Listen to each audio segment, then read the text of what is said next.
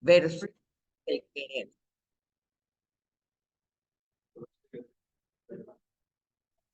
Bueno, no importa. Es- ujú.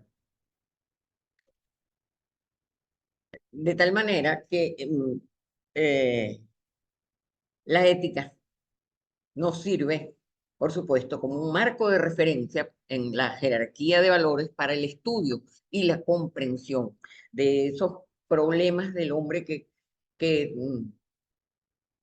conforman conflictos o dilemas que van a requerir de la elaboración de un juicio moral y que van a tener a la ética como respuesta, por supuesto.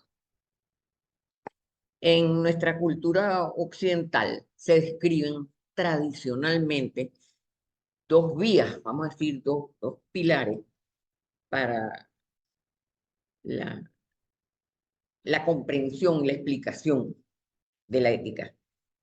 Un camino religioso que se fundamenta en el cumplimiento de los mandamientos de la ley de Dios y que fue, digamos, recibido directamente de Dios. Pero no podemos dejar de lado el otro camino, que es el camino metafísico, es decir, la explicación racional que proviene de los trabajos, el pensamiento de filósofos tan antiguos como Tales, Anaximandro y Anaxímenes, que fueron precursores de, de los otros filósofos más conocidos en la Magna Grecia. Perdón. Sea que la clase, sea que no tiene que estar copiando, sino que más bien que dependientemente para escuchar.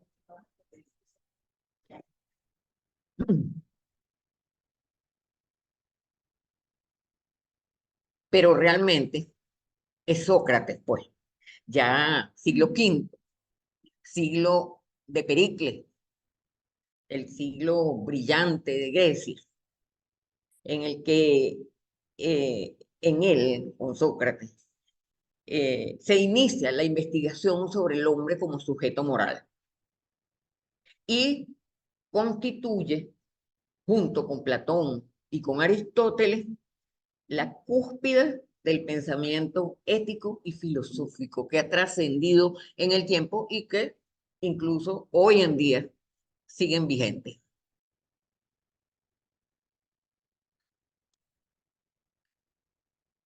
Etimológicamente, ¿qué significa la palabra ética? Proviene de la raíz griega ethos, que tiene dos grafías. Se puede escribir con la letra eta o con la letra epsilon. Y de acuerdo con esas dos grafías, tiene significados diferentes. Una es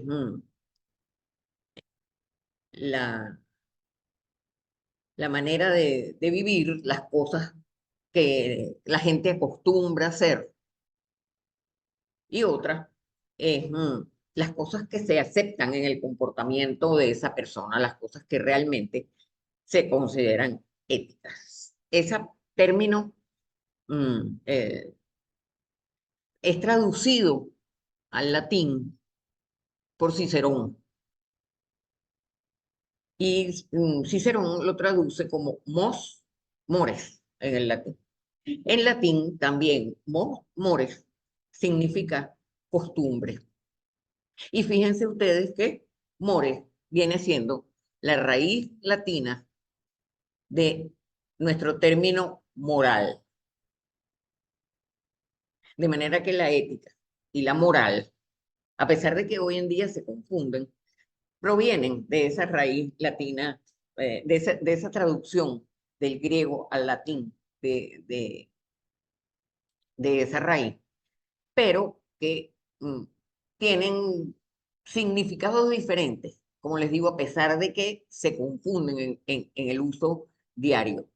La ética se refiere a todos los aspectos teóricos y filosóficos, y la moral, más que todo, a la práctica, a las costumbres, a la forma de vivir de las personas en cuanto a lo que se considera adecuado, lo que se considera bueno, lo que la sociedad acepta.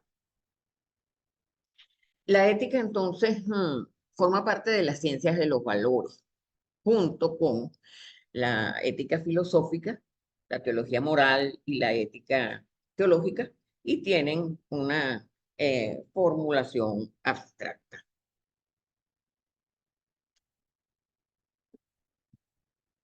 La filosofía, entonces, que predomina desde la época de los griegos, la corriente filosófica, porque surgen muchas corrientes filosóficas en esa época de esa Grecia. Predomina la filosofía estoica, que se fundamenta en el orden natural. Y es esa filosofía estoica la que va a ser eh, tomada, vamos a decir, por la cultura occidental cuando aparece el cristianismo. La filosofía estoica que eh, establece, vamos a decir, la existencia de una conciencia moral en la persona, una, una ley natural, incluso antes del, del conocimiento de los mandamientos, vamos a decir así. Una ley no escrita, no escrita, sed nata lex, la ley que nace dentro de la propia persona en relación con lo que es correcto y que está totalmente en consonancia con la divina razón, es decir, con los mandamientos que se reciben después directamente de Dios. Y esta es la fundamentación, la filosofía estoica, con su ley natural, su conciencia moral, la fundamentación que se va a aceptar y que desde los padres de la iglesia, que son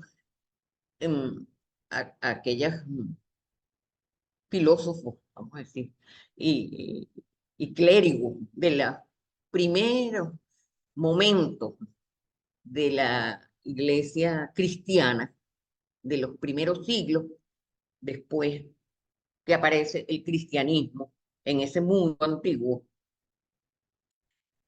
San Agustín, fundamentalmente, por supuesto, eh, siglo 3, 4, 5 de nuestra era, y que se va a mantener esa fundamentación de, de la filosofía estoica hasta alcanzar su máxima representatividad en el siglo XIII con la escolástica de Santo Tomás de Aquino. Va a transcurrir toda la Edad Media con esa fundamentación y, como les digo, adquiere su máxima expresión con la escolástica de Tomás de Aquino en el siglo XIII. La ética, entonces, acompaña a la medicina desde el primer momento, no solamente por esa concepción griega de que la virtud es la armonía con la naturaleza y de que la salud representa el equilibrio o la belleza. La moral se presenta desde ese momento estrictamente relacionada con la medicina. De tal manera que se puede llegar a decir que todas las decisiones médicas son decisiones éticas que requieren de la elaboración de juicios de valor, además, por supuesto, de los juicios científicos que también generan.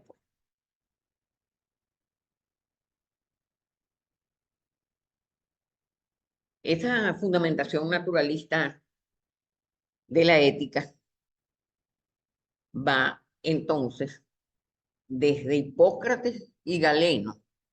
Hipócrates, siglo V, siglo IV, antes de Cristo.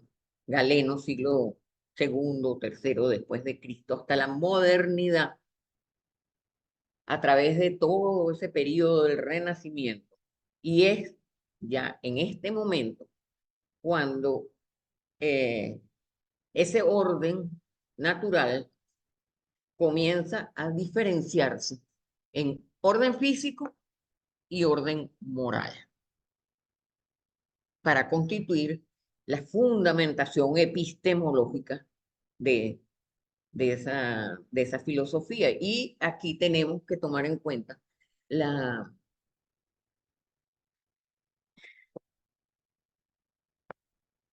la participación importantísima de Hume y de Kant, ya en la época moderna, por supuesto, para consolidar precisamente esa diferenciación entre orden físico y orden moral, que dan lugar a la fundación, a la fundamentación epistemológica de la ética. Y también tenemos que tomar en consideración en este momento el trabajo y las contribuciones de Adam Smith, que es un economista, vamos a decir, filósofo, que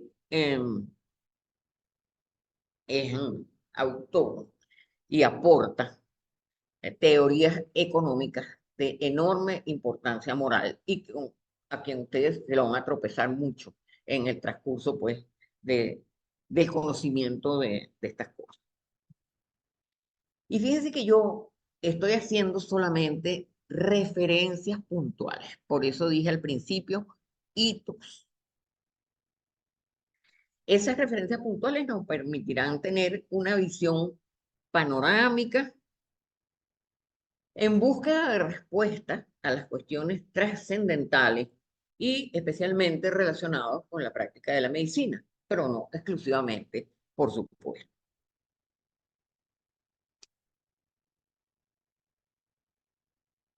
¿Por qué? Porque el avasallante progreso científico de que ha sido testigo la humanidad en la segunda mitad, durante todo el siglo XX, pero específicamente durante la segunda mitad del siglo XX y por supuesto lo que da del XXI. Es un progreso que no tiene parangón, no ha sido igual nunca cuando lo comparamos con toda la historia humana anterior.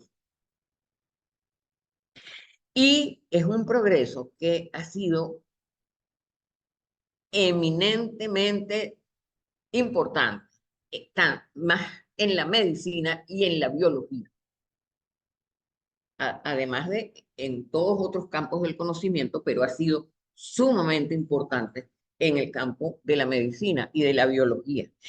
De manera que tanto la medicina como la biología, que eran ciencias descriptivas, la biología, y curativas, la medicina, se han convertido en poderosas herramientas de manipulación de la vida humana y de medios de control del ambiente vital. Ha habido una importantísima transformación que ha sido originada por ese avasallante progreso científico del que hemos sido testigos durante, sobre todo a partir de la segunda mitad del siglo XX hasta nuestros días. Y eso eh, ha determinado, ha creado, ha producido una nueva dimensión en los problemas éticos tradicionales. Problemas éticos tradicionales que eran el aborto, que eran ese tipo de cosas. Ahora se nos ha complicado muchísimo más la, la problemática ética en función de ese avance científico. ¿Y cuál era Entonces ya para el siglo XIX, la corriente filosófica dominante era el positivismo. Dominó la, la filosofía desde finales del siglo XIX hasta mediados del siglo XX. Y esa corriente positivista, que ustedes probablemente van a profundizar un poquito más en sus lecturas, había excluido a la ciencia y a la biotecnología de la discusión ética. La discusión ética era filosófica. Las ciencias y la biotecnología estaban fuera de esa consideración. Pero justamente a mediados del siglo XX se comienza a despertar una seria preocupación científica por todo lo que ya hemos hablado del avance científico y de los progresos de esa ciencia en este siglo XX. Y los científicos se comienzan a preocupar seriamente por la aplicación indiscriminada de las nuevas tecnologías que se están teniendo a la disposición eh, para ser aplicadas a problemas no solamente durante el presente, sino previendo los que pueden presentarse en el futuro debido justamente a la aplicación de esas tecnologías. Entonces hay una angustia dentro de los propios científicos para incorporar las ciencias y la biotecnología a la discusión ética.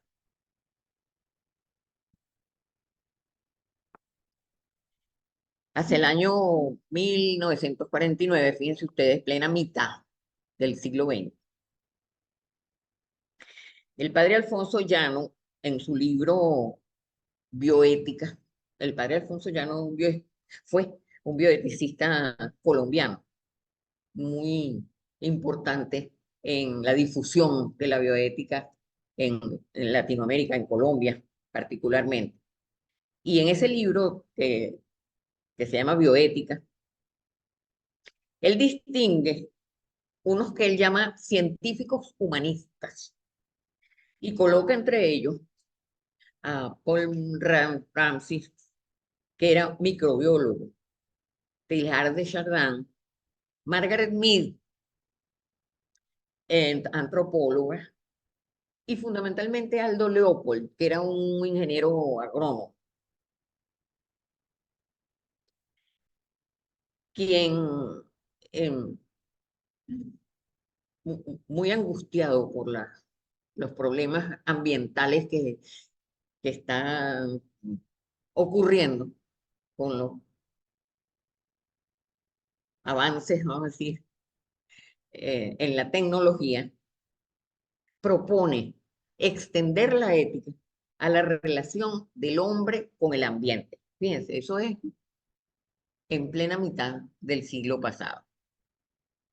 Leopold, que es un ingeniero agrónomo, ya dice que la ética, en aquel momento ética, parecido a la bioética, propone extenderla a la relación del hombre con el ambiente por los desastres ambientales que él está viendo que ya se están comenzando a producir y estos entonces serían siendo antecesores de, de la bioética, que va a aparecer en el año 1971 con los trabajos de Frank Rensselaer Potter, que es un oncólogo bioquímico que trabaja en la Universidad de Wisconsin. Potter rescata un término, el término bioética, que fue utilizado por primera vez por Fritz Jarr, que era un monje alemán, en un artículo que él publica en una revista científica en Alemania en el año de 1927. El artículo se titula Bioética. Es la primera vez que tenemos registro de la utilización del término bioética. Más nunca se volvió a hablar de esto. En el año 71, Potter rescata el término de Pritchard y publica en el año 1970, comienza él a publicar un artículo que se llama Bioética, la ciencia de la supervivencia, y lo publica en Perspectivas en Biología y Medicina, la revista Perspectivas en Biología y Medicina. Posteriormente publica otro artículo, también llamado Bioética, solamente, a finales del año 70. Pero en enero del año 1971, publica entonces el clásico Bioética, un puente hacia el futuro. Ese libro de Potter, allí él establece como el propósito de la bioética, rescatando pues ese término que fue utilizado por primera vez por Yard en el año 27, diciendo que esa ciencia contribuirá al futuro de la especie humana, promoviendo la formación de una nueva disciplina, la disciplina de la bioética. La bioética que él la concibe como un puente entre las ciencias y las humanidades. Es decir, poner en el mismo terreno de discusión ese avance científico y todo lo que está surgiendo de esa ciencia en discusión, vamos a decir así, con las humanidades, y que haya entonces un diálogo que se pueda establecer entre los científicos y los humanistas para dar origen a una nueva ciencia que él llama bioética y que va a tener un carácter interdisciplinario, utilizando, uniendo, fusionando todos los conocimientos que vienen de todas las diferentes ciencias que van a tener que ver con los múltiples problemas que van a ir surgiendo en la medida en que vaya creciendo, vamos a decir así, la aplicación biotecnológica y los progresos científicos en la humanidad.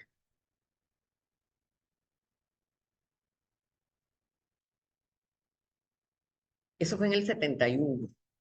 En el 78, Warren Reich es un profesor de la Universidad de Georgetown, Washington, publica la primera enciclopedia de bioética, formalizando así la bioética como ciencia, es decir, la materia,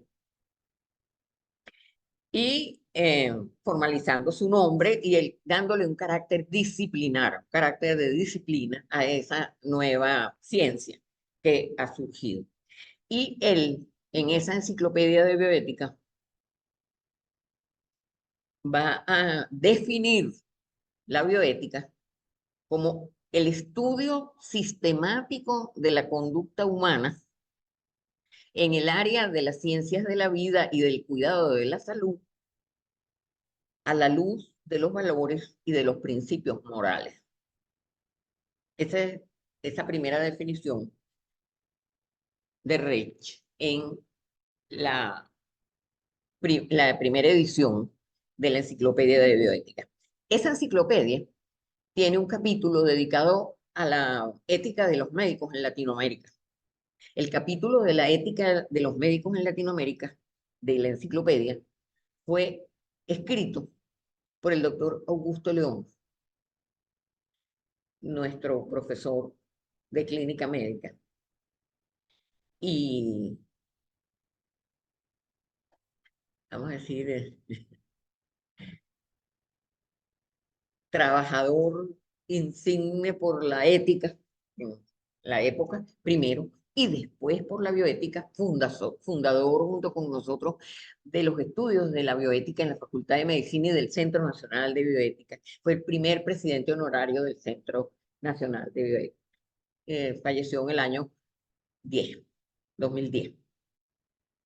Él escribió el capítulo de la ética de los médicos en Latinoamérica en esta enciclopedia de bioética. Tiene muchas otras producciones, el doctor Augusto León, y tiene un libro sobre ética médica. En la segunda edición de la enciclopedia, en el año 1995,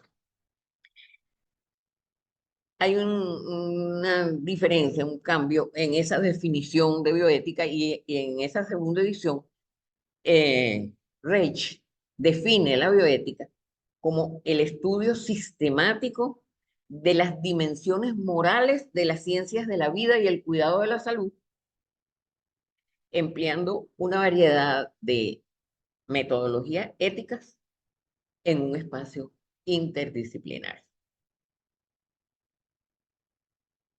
Es decir, hay una cierta variación de la definición en esta segunda edición, siempre manteniendo, fíjense ustedes, las dimensiones morales de las ciencias de la vida y el cuidado de la salud y la interdisciplinariedad de la nueva ciencia que él está proponiendo, de la bioética.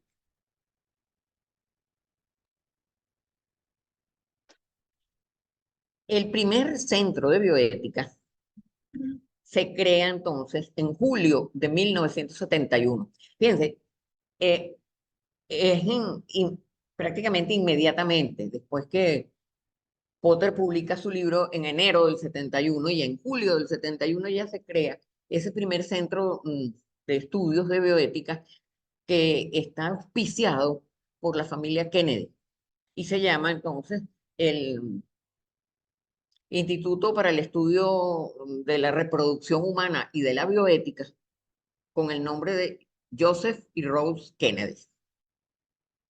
Es así el primer instituto dedicado al estudio de la bioética. Su director es Andrés Helliger y se crea en la Universidad de Georgetown en Washington, como les dije, en julio del año 71.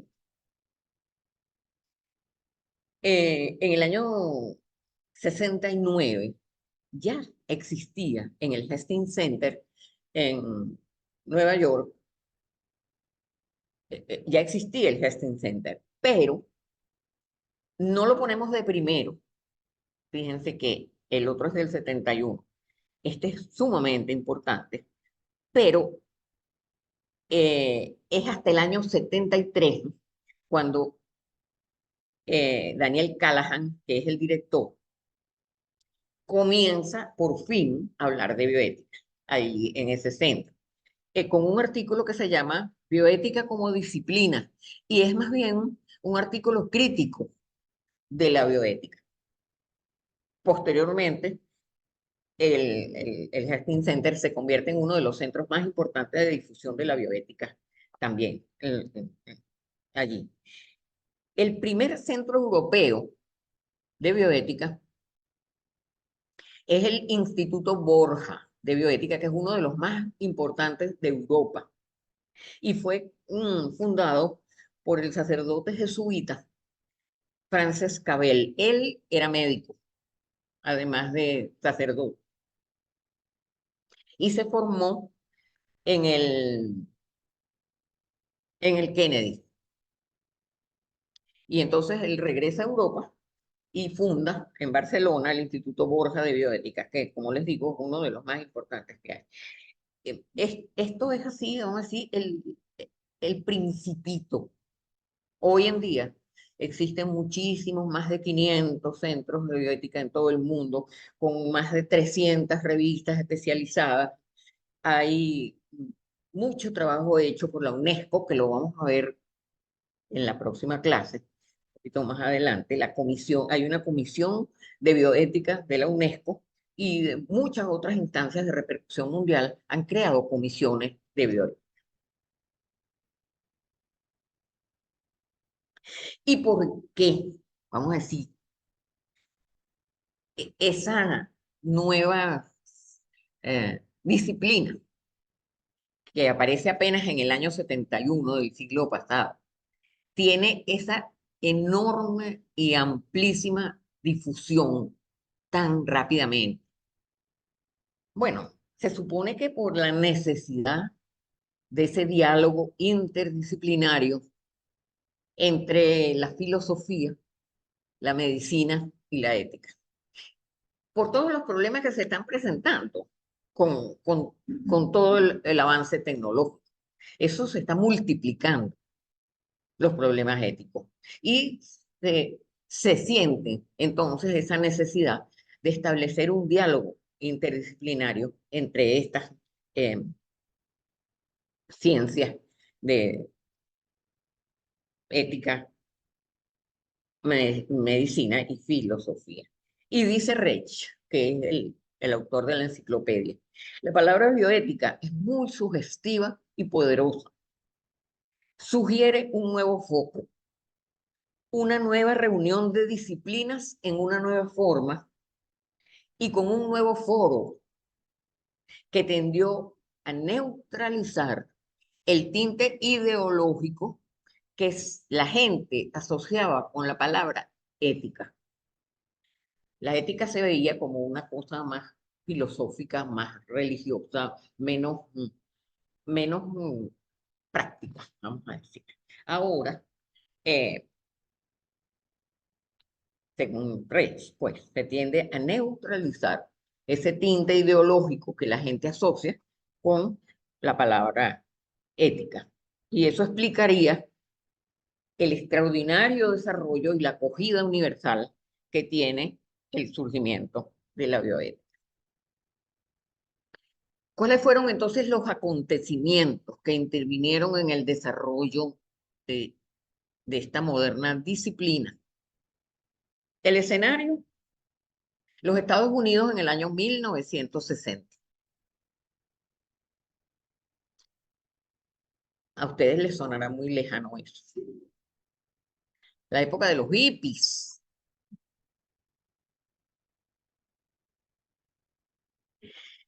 Allí hay un importantísimo desarrollo científico, lo hemos venido hablando desde el primer momento, y un también importante cambio cultural.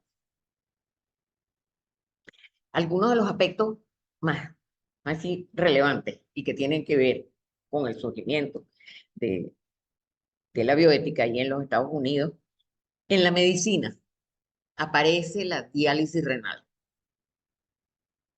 cuando se inventa la cánula necesaria para poder hacer el procedimiento y los trasplantes de órganos inmediatamente. Entonces, eso es un problema con la dificultad, con la escasez de los recursos y la cantidad de pacientes que lo requieren. Y cuáles son los que van a ir y los que no van a poder ir a los procedimientos. El trasplante de órganos, aparece la píldora anticonceptiva, separando la actividad sexual de la procreación y todos los conflictos que de ahí se van a desprender. Surgen las unidades de cuidados intensivos y tenemos entonces los problemas que se derivan de los pacientes en cuidados intensivos, el diagnóstico de muerte.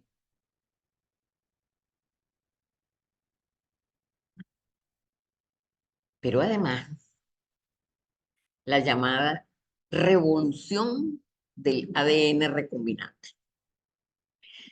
Este es el momento en que, ya ustedes se acuerdan que en el año 53, Watson y Crick han descrito la estructura tridimensional de los ácidos nucleicos y es lo que ha permitido el desarrollo de la genética en lo que se va a llamar la tercera revolución científica del siglo XX. Se supone que hubo tres.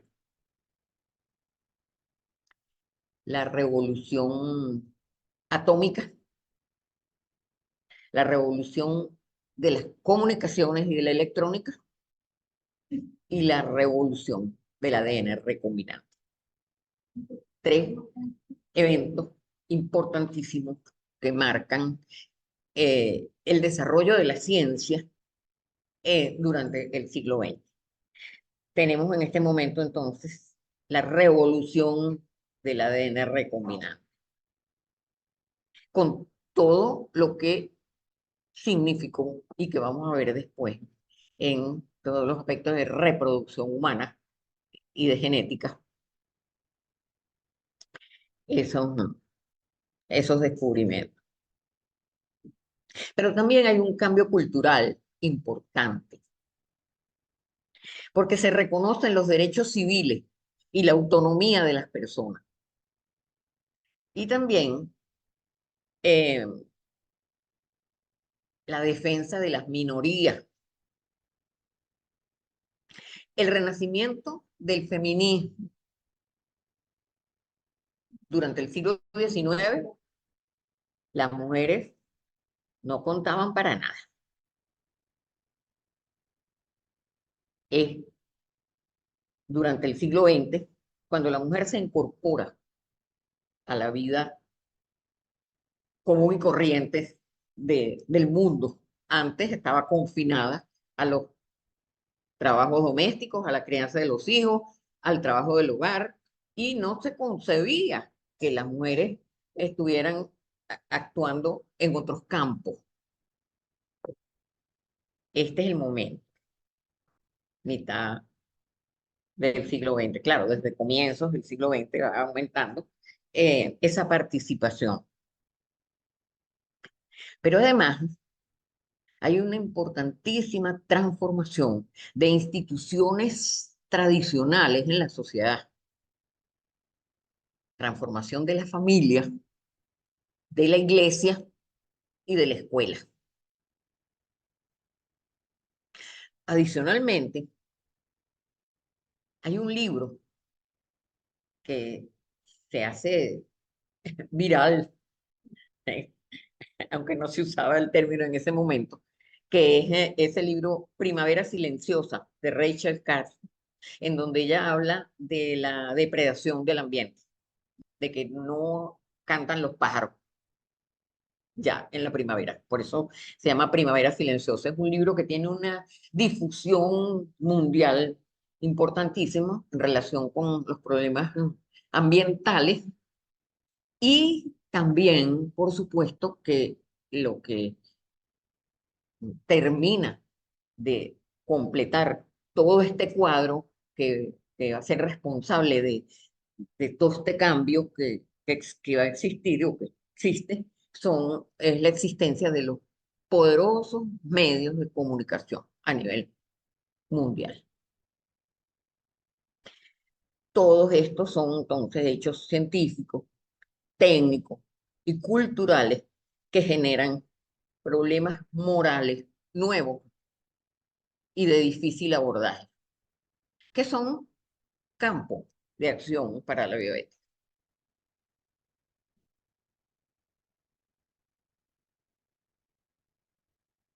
Hay muchas cosas que pasan allí, eh, entre otras, como precursora, eh, hay una designación de una comisión de personas que no tienen nada que ver con la medicina para formar una comisión que va a decidir quiénes son las personas que van a poder acceder a la diálisis renal, que en ese momento era un procedimiento mm, muy escaso y había que escoger. Eso lo publica en la revista Life, que era una revista de amplísima circulación mundial, así como más que el cola hoy en día. Y, y en la portada, la periodista que se llama Shanna Alexander, el título es Ellos deciden quién vive y quién muere.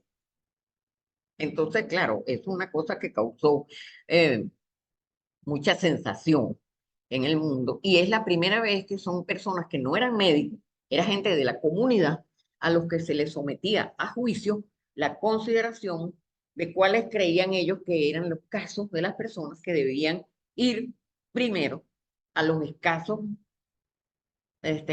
tratamientos de diálisis que existían en ese momento. Eso es son precursores porque todavía no había aparecido la bioética cuando nombran esa comisión. Eso fue en finales de los años 60, como en el 69. Pero son cosas que van preparando el, el camino, digamos, el escenario. También una carta del doctor Henry Beecher, que es el profesor de anestesia de la Universidad de Harvard. Él manda un trabajo a una de las revistas de más circulación científica en ese momento. Él es profesor de anestesia, denunciando las prácticas de la investigación con seres humanos en donde no se mm, pide consentimiento, ni muchísimo menos, la gente no está eh, este, ni siquiera participando, a lo mejor hasta voluntariamente. Hay muchísimas irregularidades en la investigación científica, tanto con seres humanos como con animales. Esa carta tiene mucha relevancia, mucha importancia, alborota mucho en ese sentido, son antecedentes, pero lo que realmente es un hecho vital es esto, es lo que pasa en Tuskegee, que es una población de Alabama con un porcentaje muy alto de personas de color, en, en la cual en el año 1932 se comienza un experimento científico que más de 400 personas de raza negra, sifilíticos, padecían sífilis, son sometidos a un experimento de observación clínica para ver cómo se va desarrollando la enfermedad en el transcurso del tiempo. Simplemente, ellos están siendo observados y se ve qué síntomas y qué trastornos van presentando. Ese experimento dura desde el año 32 hasta el 72, 40 años. Y nosotros tenemos que recordar que en los años 40, Flexner comienza a utilizar la penicilina como tratamiento específico contra la sífilis, curando los pacientes. Y este grupo de pacientes se queda en observación sin tratamiento hasta el año 1972, cuando es denunciado por un periodista en los Estados Unidos, un escándalo.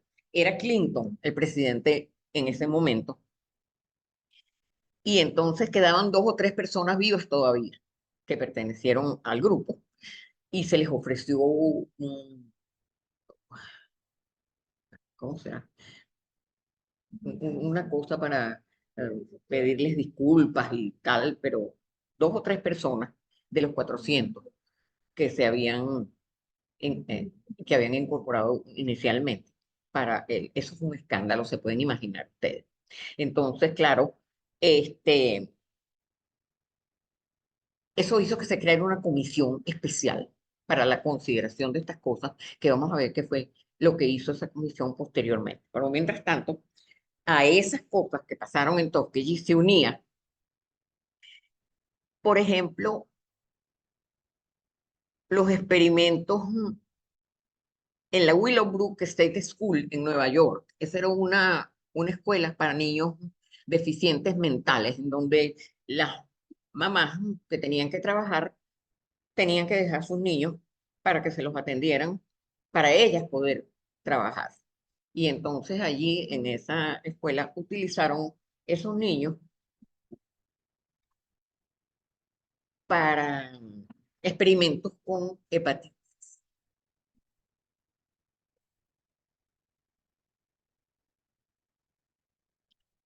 Hubo además experimentos en asilos de judíos.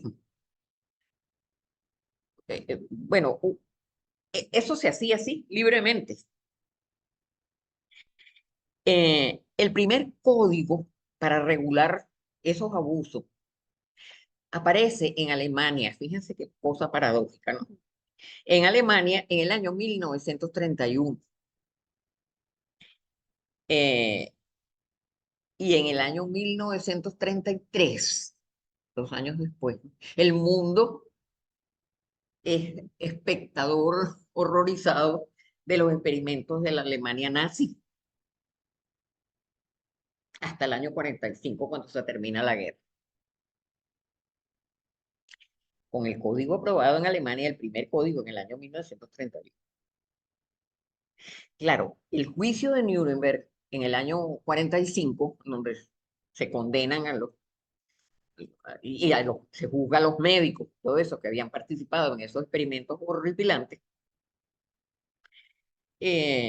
da origen a otro código muy importante, que es el Código de Nuremberg, que surge en el año 1947 y que es la primera declaración internacional y en donde consta específicamente la necesidad del consentimiento informado de los pacientes para ser sometidos a experimentos. Hay otra cosa importante que también ocurre allí y que contribuye a la importancia y al nacimiento de la bioética en esta época. Y es un caso, el caso de Karen Ann Quinlan. Ella es una joven norteamericana de 23 años de edad que queda en un coma profundo, definitivo prácticamente, por sobredosis de drogas, por abuso de drogas. La conectan a un respirador y cuando pasa el tiempo, los padres de la muchacha solicitan que la desconecten para permitirle morir. Eso causa un escándalo, se puede imaginar, entre los propios médicos del hospital en donde ella está. Pero los padres llevan eso a la Corte Suprema de New Jersey, creo. Y la Corte falla a favor de los padres diciendo que sí, que la desconecten, contra la voluntad de todo el mundo, de los médicos en el hospital. Le quitan el respirador y ella continúa respirando por sí sola. Entonces, se tiene que esperar hasta que fallece varios años después. Pero ese caso es el primer caso con repercusión mundial en donde se plantean estas cosas, hay que tomar estas medidas. Se habla entonces de la limitación de medidas terapéuticas por primera vez en aquellos pacientes que no van a tener posibilidad alguna de recuperación. Este es el caso de Karen Quinlan.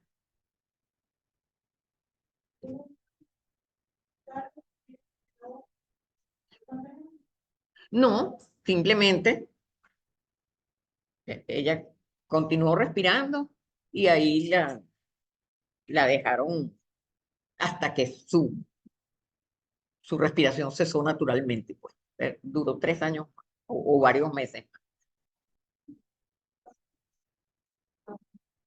¿Ah?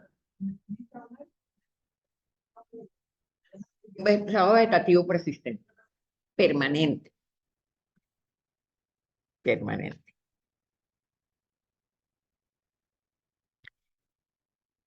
Fíjense, todas estas son las cosas que van permitiendo y es decir, no solamente el surgimiento, sino la popularización y el crecimiento de la bioética, porque son problemas nuevos, distintos. Adicionalmente, al reconocerse la salud como derecho, pasa la prestación de salud a convertirse en un deber del Estado, con la consiguiente masificación y burocratización de la prestación de los servicios. Además de que los recursos se hacen insuficientes. No hay ningún país en el mundo, por muchos recursos económicos que tenga, capaz de mantener por sí solo el gasto de salud que su población requiere. Pero claro, en este momento se considera la salud como derecho, es el Estado en que tiene que dar los recursos, esos recursos no son suficientes y eso contribuye entonces a una característica que ha asignado la medicina del siglo XX y lo que va del XXI, que es la deshumanización de la práctica médica. Y conduce, por supuesto, al deterioro de la relación médico-paciente.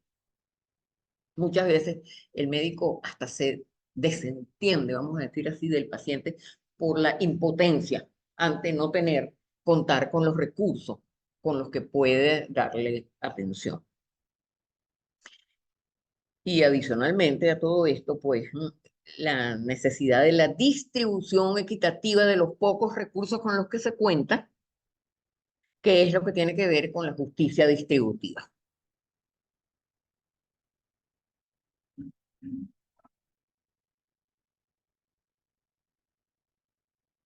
Entonces, como hemos venido diciendo desde el principio, ¿no? La bioética va a tener que ver con todo, pues su tema central es la vida humana. Y la vida humana desde sus inicios, con las nuevas formas de generar la vida, el diagnóstico prenatal, la manipulación genética, la terapia génica, el proyecto Genoma, la clonación, la utilización de las células madre, en el transcurso de la vida con los trasplantes de órganos, la investigación en seres humanos, la investigación en animales, la calidad de vida de la gente y en el final de la vida con los enfermos críticos, los enfermos terminales, la limitación de medidas terapéuticas, el diagnóstico de muerte, la eutanasia, el suicidio asistido y bueno, podríamos seguir añadiendo cosas en esa lista.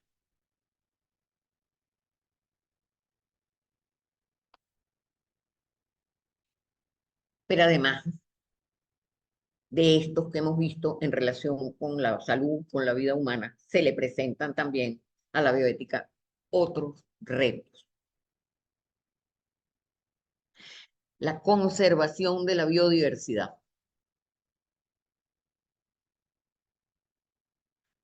bioecoética, que es una rama de la bioética también sumamente importante en desarrollo y hoy en día también eh, tomando en cuenta todos los problemas ambientales. El bioderecho,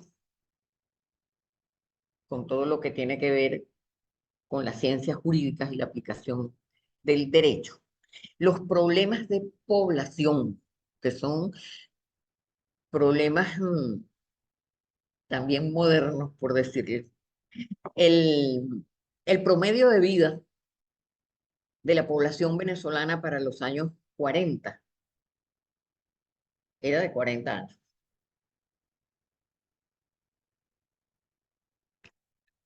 Actualmente es de 74. En el mundo entero la gente vive muchísimos años más de los que vivía anteriormente. La población entonces es una población que no está, esa gente que está aumentando la población no está en sus mejores condiciones físicas y productivas. Y son problemas nuevos que aparecen y que caen dentro del campo de la bioética también. Los problemas de envejecimiento y población. Y la bioética social sobre todo en los países como los nuestros, mucho más, con más presión, vamos a decir así, por los problemas sociales que, que son más evidentes, a lo mejor existen en todas partes, pero en estos nuestros países latinoamericanos.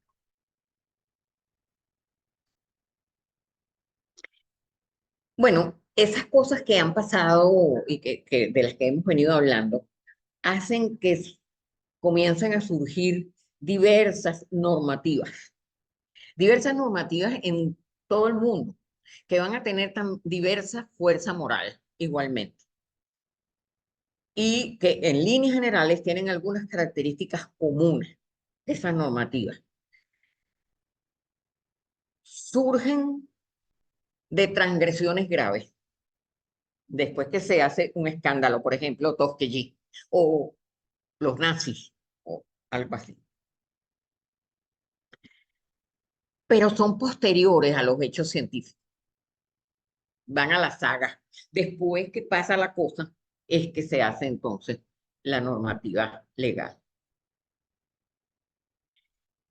Y no forman parte de las legislaciones de los países, sino que son aceptadas por los países y aplicadas, no como parte de su legislación estricta.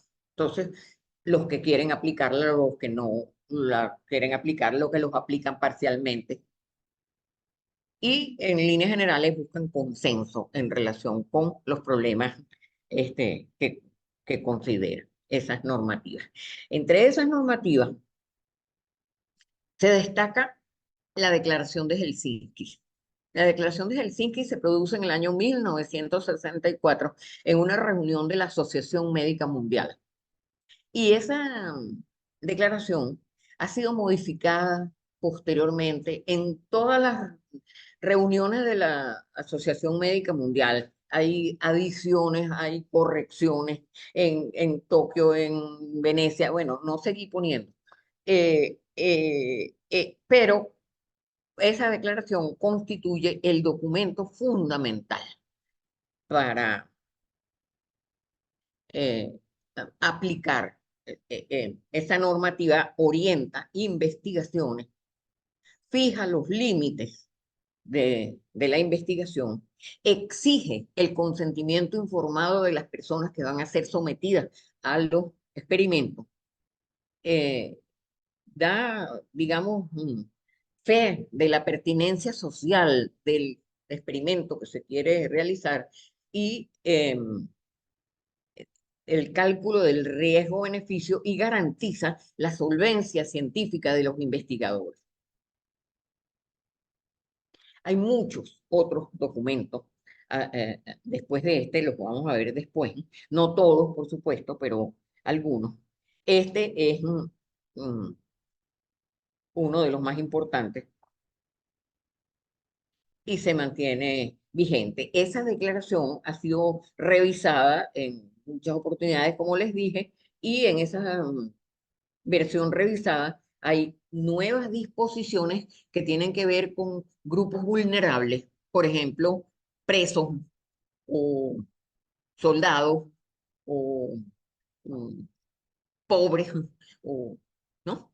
O tiene que ver con la compensación por daños que es necesaria en los casos en que se produzcan esos daños, garantizar la compensación y que garantizan también el carácter confidencial de los datos de, de las investigaciones.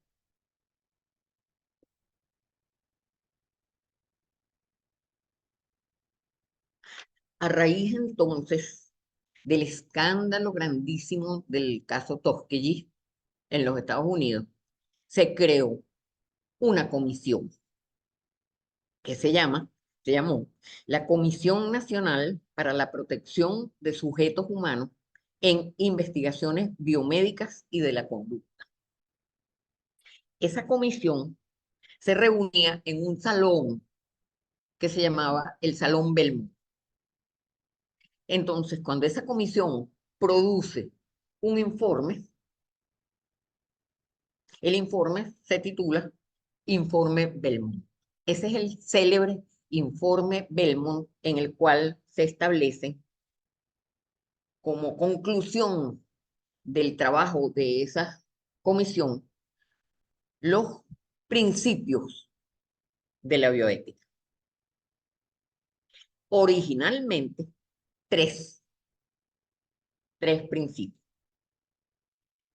principio de beneficencia, principio de autonomía y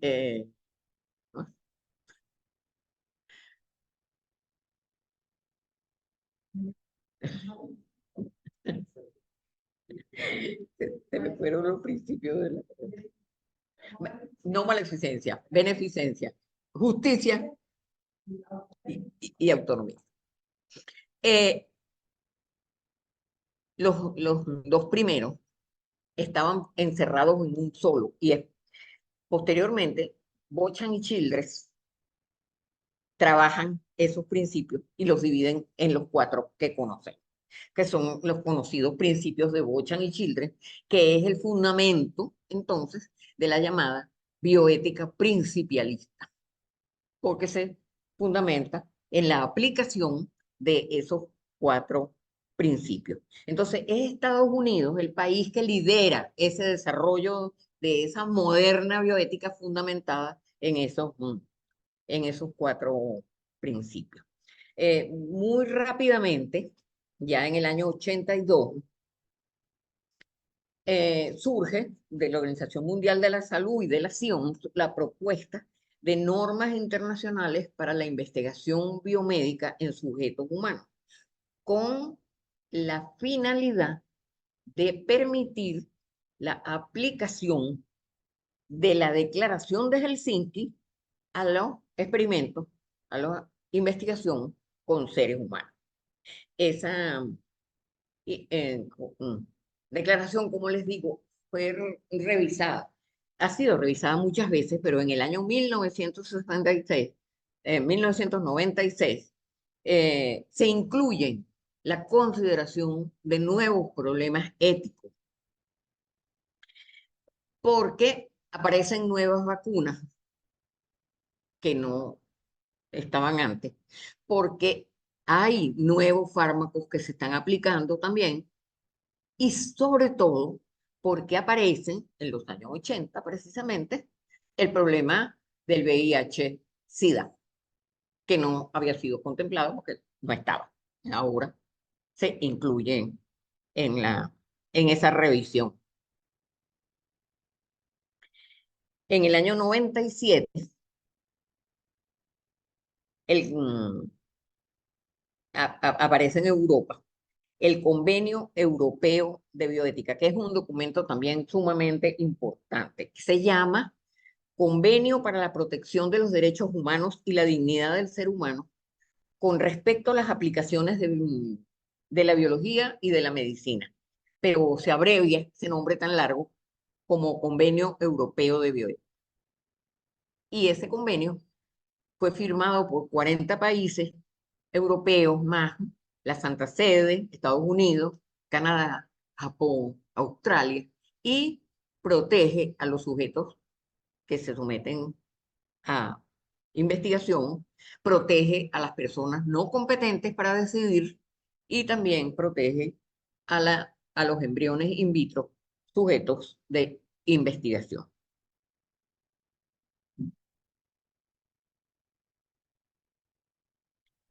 Hay muchísimos convenios, documentos, acuerdos en Latinoamérica. Hay documentos de Caracas igualmente durante el Congreso, el primer Congreso Iberoamericano de Bioética. Hay muchos. A lo mejor vamos a ir viendo algunos de ellos, los más importantes, en su momento, pero este es uno de los más importantes que existen, que es la Declaración Universal del Genoma Humano y de los Derechos Humanos, que es producido en una reunión de la UNESCO en París en el año, a finales de 1997, para celebrar el cincuentenario de la Declaración de los Derechos Humanos de Helsinki, que se cumplen en el 98. Entonces, en esa Declaración Universal del Genoma Humano, ustedes van a tener oportunidad seguramente de familiarizarse con ella. Es la primera vez que se utiliza el término genoma humano como patrimonio común de la humanidad en esa declaración. Otro hecho importante en esta historia corta de la bioética es la creación en los Estados Unidos de los Institutional Review Board, que los crea el gobierno federal de los Estados Unidos para la protección de los sujetos que van a ser sometidos a investigación científica, para garantizar que los trabajos de investigación tengan un diseño adecuado. También estar seguro del riesgo-beneficio que van a aportar esos trabajos de investigación, que exijan el consentimiento informado, que respeten la privacidad de los pacientes sometidos a las investigaciones y la selección equitativa de los pacientes, de las personas que van a ser objeto de la investigación. Esto de la selección equitativa es importante porque se acostumbraba mucho que los proyectos de investigación se seleccionaran poblaciones de bajos recursos, de países pobres, y ahora pues se supone que la selección de esas poblaciones que se van a someter a la investigación se haga equitativamente. Y esos institutos son los que sirvieron pues en su comienzo de modelos para las comisiones de bioética que se fueron creando después en los demás países con el tiempo. Ese informe Belmont, entonces, que nos establece los 4 principios que son los que, vamos a decir, conforman eh, la, ese corazón así de la bioética principialista, lo que se llama la metodología principialista para el análisis de los problemas bioéticos, utilizando los 4 principios establecidos por el informe Belmont. Son el principio de no maleficencia. Ese es un principio que viene en la medicina desde la época de Hipócrates. No causar daño. Lo primero, no dañar. Primum non nocere. Lo primerito, no causarle daño al paciente. Y es considerado por Diego Gracia como un deber prima facie. El otro principio es el principio de beneficencia, que establece la necesidad de hacer el bien, que para Drain es un principio constitucional de la medicina. Pero que si ustedes comparan no maleficencia con beneficencia, se supone que no causar daño es el principio más importante que usted tiene que aplicar, porque usted puede no hacer el bien. O sea, no hacer bien, pero usted no puede causar daño. Los otros principios, el principio de autonomía, tiene que ver con la consideración del valor de la persona humana, para respetar los valores y las decisiones que esa persona puede tomar en un momento dado y que es el que condiciona la necesidad del consentimiento informado. Se toma en cuenta la persona para que esa persona decida y conozca qué es lo que usted va a hacer y decida si consciente o no. Y el principio de justicia, que establece el reparto equitativo de los bienes para restaurar la salud, para atender a las personas, que tiene que ver además con los llamados derechos de la tercera generación, los derechos que tienen las generaciones que nos van a suceder a nosotros de encontrar un planeta con las condiciones de vida que le permitan a ellos desarrollarse y vivir.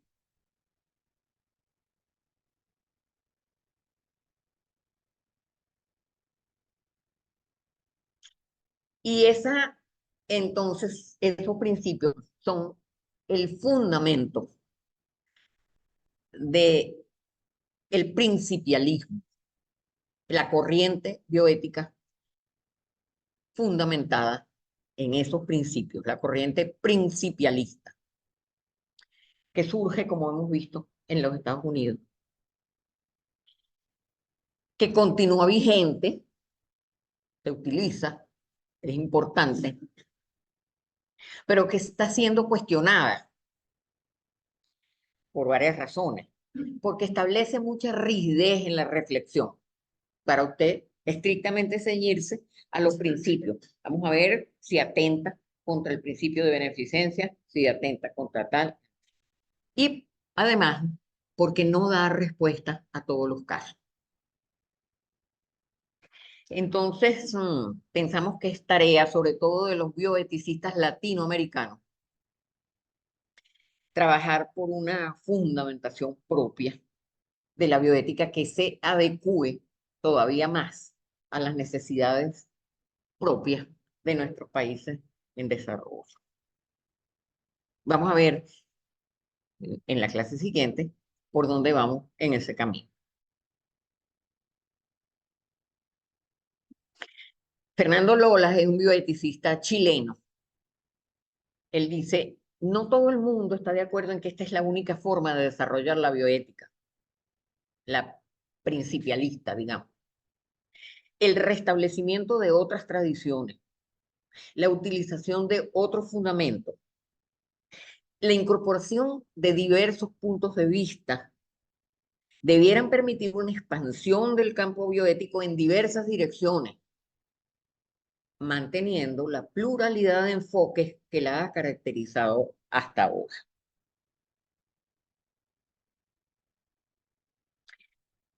Muy rápidamente, vamos a ver cómo ha sido esta historia en Venezuela. Es Luis Racetti, llamado también el apóstol de la moral médica, fundador de la Academia Nacional de Medicina de Venezuela, el precursor en Latinoamérica, no vamos a decir de la bioética, pero de la ética médica en ese momento, ¿no? Comienzo del siglo y mediados del siglo XX.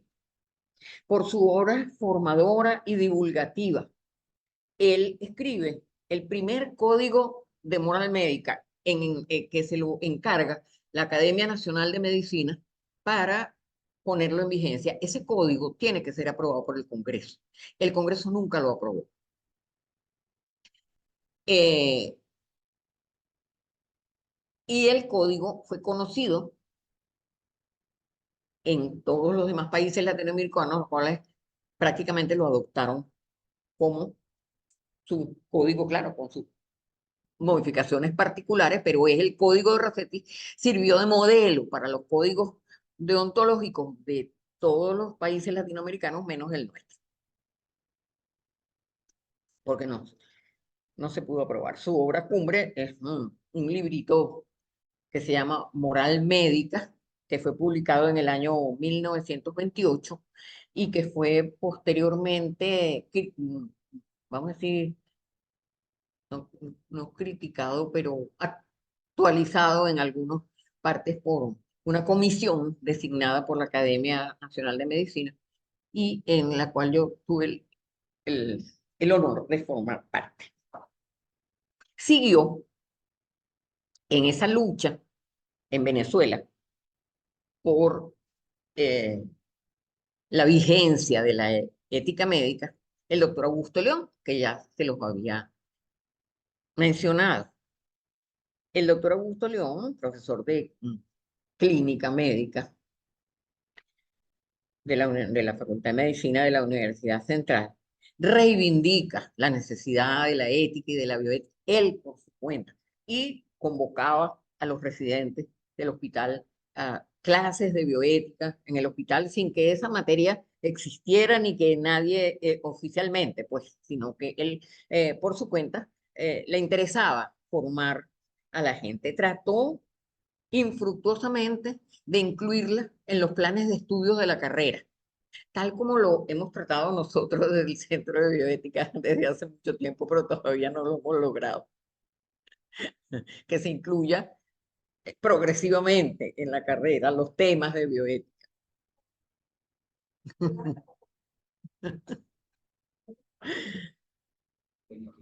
Y